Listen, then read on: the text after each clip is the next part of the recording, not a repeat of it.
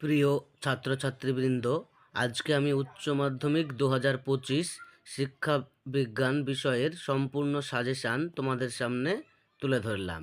এসো তাহলে আমরা দেখে নিই যে শিক্ষা বিজ্ঞান বিষয়ে অধ্যায় রয়েছে 12টি।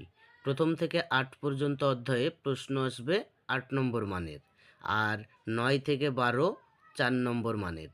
তো প্রথমেই আমরা দেখে নিই প্রথম অধ্যায়। প্রশ্ন 1, পরিণমন কাকে বলে? শিক্ষাক্ষেত্রে পরিণমনের ভূমিকা আলোচনা করো।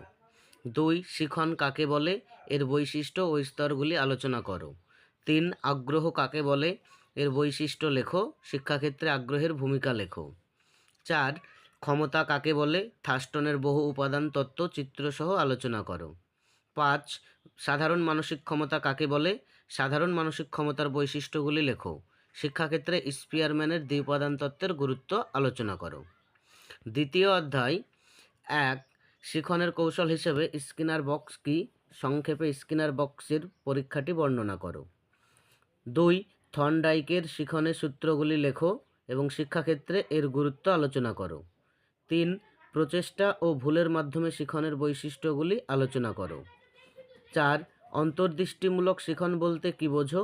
অন্তর্দৃষ্টি শিখনের বৈশিষ্ট্যগুলি চিহ্নিত করো। 3, 1 নম্বর প্রশ্ন, কেন্দ্রীয় পরিমাপের সুবিধা অসুবিধা উল্লেখ করো। 2, রাশিবিজ্ঞান কাকে বলে? শিক্ষাগত রাশিবিজ্ঞানের গুরুত্ব আলোচনা করো।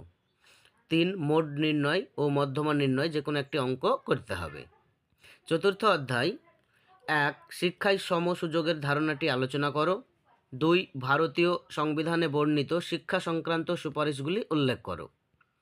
পঞ্চম অধ্যায় 1 নম্বর প্রশ্ন, মাধ্যমিক শিক্ষা কমিশন কত সালে গঠিত হয়? ওই শিক্ষা কমিশনের সুপারিশ অনুযায়ী মাধ্যমিক শিক্ষার গঠন ও পাঠ্যসূচি বর্ণনা করো। 2, মুদালিয়ার কমিশনের মতে মাধ্যমিক শিক্ষার লক্ষ্য ও উদ্দেশ্যগুলি কী কী আলোচনা করো। 3, গ্রামীণ বিশ্ববিদ্যালয় স্থাপনের ব্যাপারে রাধাকৃষ্ণন কমিশনের দৃষ্টিভঙ্গি কীরকম ছিল আলোচনা করে গ্রামীণ বিশ্ববিদ্যালয়ের পরবর্তী অবস্থা সম্পর্কে যা জানো লেখো। ষষ্ঠ অধ্যায় 1 নম্বর প্রশ্ন, মাধ্যমিক শিক্ষা কমিশন পরীক্ষা ও মূল্যায়ন ব্যবস্থা সম্পর্কে কী সুপারিশ করেছিল তা আলোচনা করো। 2, মাধ্যমিক শিক্ষা কমিশনের মতে মাধ্যমিক শিক্ষার লক্ষ্য ও উদ্দেশ্যগুলি আলোচনা করো। এবারে আমরা দেখে নেব সপ্তম অধ্যায় 1 নম্বর প্রশ্ন, প্রাথমিক শিক্ষা সংক্রান্ত বিষয়ে কোঠারি কমিশনের সুপারিশগুলি সংক্ষেপে আলোচনা করো। 2, প্রাক প্রাথমিক শিক্ষা কি?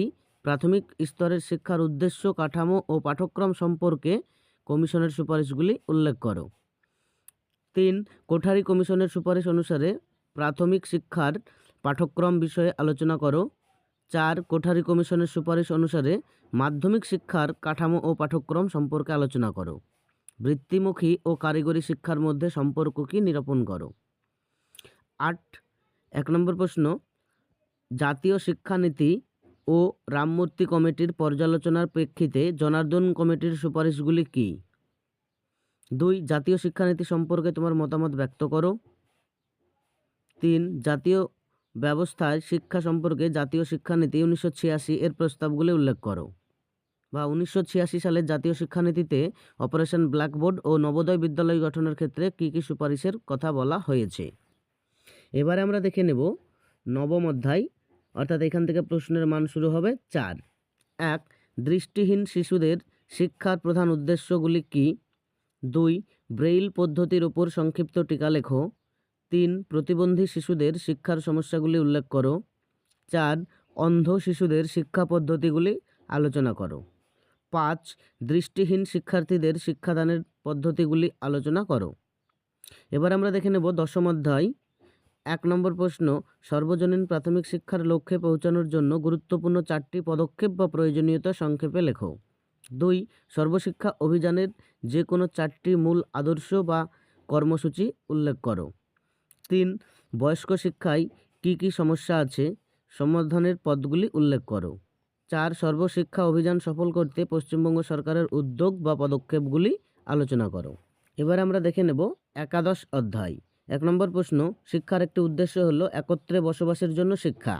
কিভাবে এই উদ্দেশ্য পূরণে সহায়তা করে? 2, জাতীয় সাক্ষরতা কর্মসূচি কি? কিভাবে জাতীয় সাক্ষরতা কর্মসূচি মূল্যায়ন করা হয়? 3, জানার জন্য শেখা বলতে কী বোঝো? 4 মানুষ হয়ে ওঠার শিক্ষা, এই উদ্দেশ্য পূরণে বিদ্যালয়ের ভূমিকা সংক্ষেপে লেখো। 5 সাক্ষরতা কাকে বলে, জাতীয় সাক্ষরতা কর্মসূচির লক্ষ্য লেখো। এবারে আমরা দেখে নেব দ্বাদশ অধ্যায়। 1 নম্বর প্রশ্ন, শিক্ষা প্রযুক্তিবিদ্যার যে কোনো 4টি সুবিধা সংক্ষেপে আলোচনা করো। 2 শিক্ষা প্রযুক্তি বিজ্ঞানের বৈশিষ্ট্য বা গুরুত্বগুলি লেখো। 3 শিক্ষা প্রযুক্তির উদ্দেশ্যগুলি উল্লেখ করো। 4 কম্পিউটার ভিত্তিক শিক্ষার সুবিধা ও অসুবিধা লেখো। 5 কম্পিউটারকে শিক্ষকের বিকল্প হতে পারে? তোমার উত্তরের সপক্ষে যুক্তি দাও। অর্থাৎ এখানে একটু ভুল আছে, কম্পিউটারকে হয়ে গেছে, ওখানে কম্পিউটার কি শিক্ষকের বিকল্প হতে পারে? তোমার উত্তরের সপক্ষে যুক্তি দাও হবে। এই ছিল শিক্ষাবিজ্ঞান বিষয়ের বেশ কিছু গুরুত্বপূর্ণ প্রশ্ন। এগুলি পড়লেই তোমরা আশা করি এবছর কমন পেয়ে যাবে। পরবর্তী ভিডিওগুলি পেতে চ্যানেলটি সাবস্ক্রাইব করে পাশে থাকা বেল আইকনটি অন করে রাখো।